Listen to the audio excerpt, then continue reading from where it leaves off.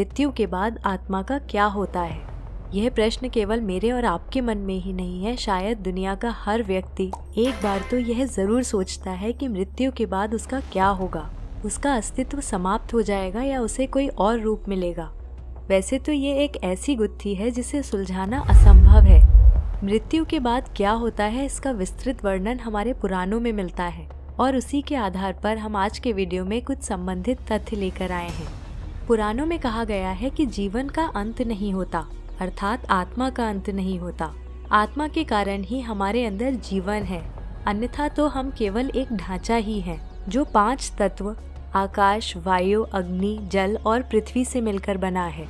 इसलिए जब शरीर क्षीण हो जाता है या किसी मनुष्य की अवधि इस संसार में समाप्त हो जाती है तो शरीर नष्ट हो जाता है, परंतु आत्मा कभी नहीं मरती। इसलिए ही कहा जाता है कि शरीर नश्वर है और आत्मा अमर। आत्मा को मृत्यु के पश्चात उसके पिछले जन्मों में किए गए कर्मों के अनुसार फल प्राप्त होता है। कहा जाता है कि लाखों योनियों में जन्म लेने के पश्चात मनुष्य जन्म मिलता है। मनुष्य जन्म भी अच्छे कर्मों के आधार पर मिलता है। तो यह बात तो स्पष्ट है कि पिछले जन्मों में हमने कुछ अच्छे कर्म किए हैं, जिसके परिणाम स्वरूप हम इस संसार में मनुष्य रूप में हैं। परंतु यह यात्रा यहाँ नहीं समाप्त होती।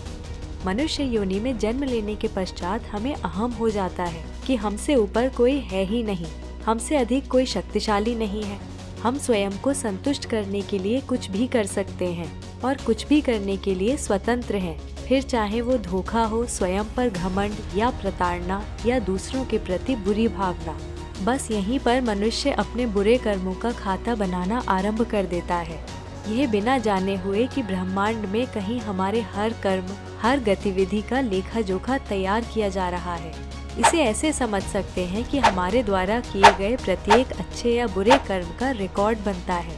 मनुष्य माया और अहंकार के प्रभाव में यह भूल जाता है कि उसके द्वारा किए बुरे कर्मों से उसकी दुर्गति निश्चित है। मनुष्य को उसके कर्मों के आधार पर विभिन्न लोकों में जन्म मिलता है। यदि किसी मनुष्य ने इतने पाप किए हैं कि उसे किसी और योनि में जन्म मिला, तो उसे पुनः तब तक मनुष्य जन्म नहीं मिलता जब तक सभी योनियों में अच्छे कर्म करते हुए वो प्रायश्चित करके मनुष्य जीवन प्राप्त करने के योग्य न बन जाए। शास्त्र कहते हैं कि आत्मा को उसका गंतव्य स्थान या वास्तविक स्थान मोक्ष के द्वारा प्राप्त होता है और मोक्ष केवल मनुष्य जीवन मिलने पर ही संभव है। तो अब ये तो हम समझ ही सकते हैं कि इतने महत्वपूर्ण जीवन को हम किस प्रकार के कार्य करने में व्यर्थ कर देते हैं। पूरा जीवन अपनी वास्तविकता को भूलकर केवल भौतिक संसार में ही उलझे रहते हैं। शास्त्रों में बताया गया है कि मनुष्य जीवन में अध्यात्म का अभ्यास ही आत्मा को उसके गंतव्य स्थान तक पहुंचाने में सहायक है। अध्यात्म को सबसे महत्वपूर्ण बताया गया है। ऐसा भी कहा गया है कि आत्मा को केवल अध्यात्म के द्वारा ही प्रसन्नता प्राप्त होती है। इस संसार में यदि किसी ने बहुत अच्छे कर्म किए हैं और जो अध्यात्म से जुड़ा रहता है, उसे स्वर्ग लोक प्राप्त होता है। इस प्रकार की आत्मा स्वर्ग के सुख भोगने के योग्य होती है। परंतु यदि कोई स्वर्ग लोक में भी अहम या बुरे कर्मों के साथ जीवन व्यतीत करता है तो उसे वापस निम्न लोकों में जन्म मिलता है। वहीं यदि किसी के कर्म बहुत गलत हैं तो उसे पाताल लोकों में भी जन्म लेना पड़ता है। पाताल लोक के 7 स्तर हैं। कर्मों के आधार पर आत्माओं को विभिन्न स्तरों पर जन्म मिलता है। पाताल लोक के सबसे निम्न स्तर पर आत्मा को बहुत से कष्ट सहने होते हैं। यहाँ भीषण गर्मी होती है और पिशाचों के साथ जीवन व्यतीत करना पड़ता है। पाताल में आत्माओं को उच्च लोकों की निगरानी में रहना होता है। पाताल के विशेष रूप से निचले स्तरों में आत्माओं का आभा मंडल या ऑरा कमजोर होता है और पिशाचों आदि नकारात्मक शक्तियों का उन पर बहुत अधिक प्रभाव होता है, क्योंकि इन स्तरों पर अध्यात्म का अभ्यास बहुत कम है। पृथ्वी लोक पर भी यदि किसी का ऑरा स्ट्रांग नहीं है तो उस पर नकारात्मक शक्तियों का प्रभाव बहुत जल्दी होता है। निचले लोकों में इस प्रकार का प्रभाव कई गुना बढ़ जाता है। पाताल लोक में केवल नकारात्मकता का ही प्रभाव है। पृथ्वी की स्थिति बहुत बेहतर है और इस लोक में रहकर आध्यात्मिक विकास पर भी विशेष ध्यान देना चाहिए, जिससे मृत्यु के पश्चात हमारे कर्मों के कारण हमारी आत्मा को कष्ट न भोगना पड़े।